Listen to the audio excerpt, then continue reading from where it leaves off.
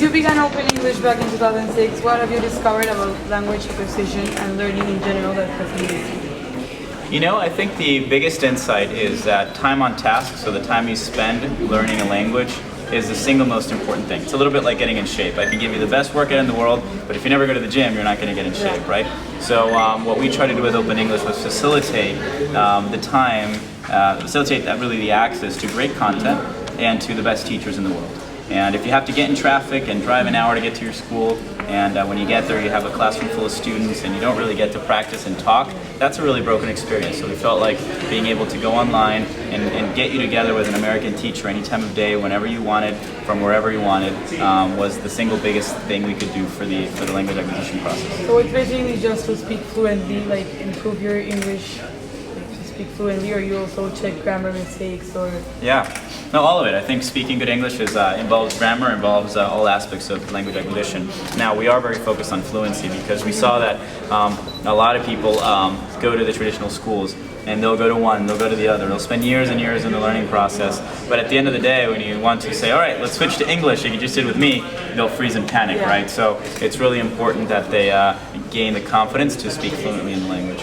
How has your life changed both positively and negatively? On the negative, gosh, I think that there's a lot more at stake, and so it's like you're ever more involved and ever more committed to what you're doing. So you can't really, you have to wake up every day and recommit to the idea and recommit to the project at a big scale. And I think that's always it's always fun, but also a little scary, right? So the cool thing about Open English is that we still write and produce our own TV ads. So we actually have a production company we work with, but we're the ones that are writing the scripts, which not a lot of companies at our scale are still doing that. Éxito actually was one of our other executives, our COO, Tigre Wenrick. He came into the office one day and we were writing the script and we were showing him this thing in the exit row. He just walked in and said, "Éxito!" And we looked at each other like, that's perfect. So we just put it in the ad and it turned out to be a big hit. Why do you think it's important for CEOs of companies to appear in commercials? Oh gosh, I don't know. What do you think?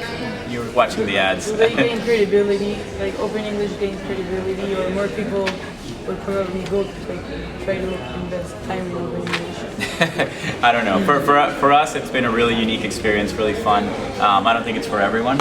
I've seen some really cheesy CEO commercials, but I think part of it is that I'm not the CEO in the commercial, right? I'm just another actor in it, so it doesn't really get in the flow of the TV ad and being humorous. Are you getting acting lessons, or it's just natural? What are you saying? I'm not a very good actor? No, you are. No, I have not taken acting lessons, but maybe I should. You're right. Did someone ever say no to your initial idea? Yeah, about 1,000 different people, and they still do. They still do. It's like there's so many challenges when you're starting a company.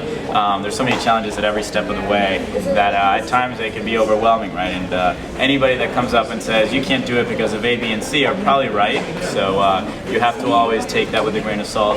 Continue to believe in your project and what you're doing, and aim high. And most often than not, if you do it the right way and you stay on it, you'll figure it out.